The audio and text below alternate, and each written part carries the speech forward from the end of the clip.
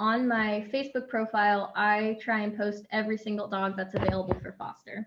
And I do this across multiple profiles or multiple albums. When you go to photos and then albums, you'll see all these different things. So dogs in shelter available for immediate foster. So these are dogs who are spayed and neutered, have all their vaccines, and are ready to go to foster. Foster is available for adoption. The reason I include this album is because when dogs are in this, it's easy just to move them over to another album that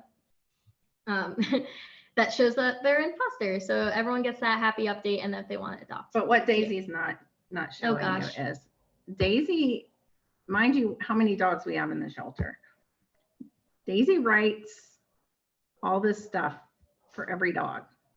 Like she literally I don't think she does anything outside the shelter except for write bios for Facebook. But every dog that's available for foster, she will write the little bio for.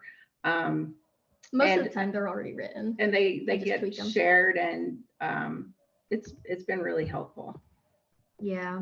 So yeah, you can see like Midnight, who's a long timer. She's been here like over 150 days. Her thing from back in November has like 19 likes, bunch of comments, and every time I want to bump her, I post another picture of her. Yeah, and 5 days ago I said 138 days plus 6 weeks. This girl's nearing 200 days in our shelter. And then it has 18 shares, and every time I bump it, it gets more shares. And then we have one volunteer who posts it in all the local groups, which is pretty neat. Another good thing about these albums is that they're public. So Facebook is our primary form of communication with the lover fosters. It's like where we have groups and stuff, but even for people who don't have Facebook, they can still access the album from their email and stuff. So I put these links straight in my emails to people. So I'll copy this and then hyperlink it to something that says, click me to see dogs available for adoption. And I prioritize putting dogs who are long timers and are going to need extra help, as opposed to like the, golden retriever that's 1 day off of stray hold period. So it's going to get adopted in the next week. And focus more on dogs that need more help. And then, so this is dogs available for immediate fostering. I make sure they have a nice picture. And then the other albums that I have are dogs in need of foster who we needed information on. And I've actually had people pick dogs for foster from that album. So it's working. It's dogs who have their intake pictures still. They don't have personalized content. Maybe they're sad pictures. Yeah, so this dog went to foster, even though this is all the information we had on her. So like Brian is a young pup who weighs about 45 pounds. She does well being co-housed with other dogs in the shelter. That tells you size. That tells you, dog friendliness.